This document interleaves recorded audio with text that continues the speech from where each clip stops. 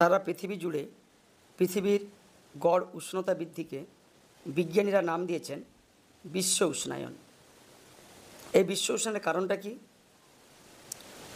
না, বর্তমানে আমরা প্রচুর পরিমাণে গ্রিনহাউস গ্যাস বাতাসে নির্গত করছি।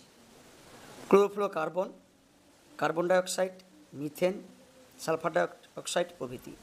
এরা বায়ুমণ্ডলের ঊর্ধ্বস্তরে একটি গ্যাসীয় আচ্ছাদন তৈরি করছে।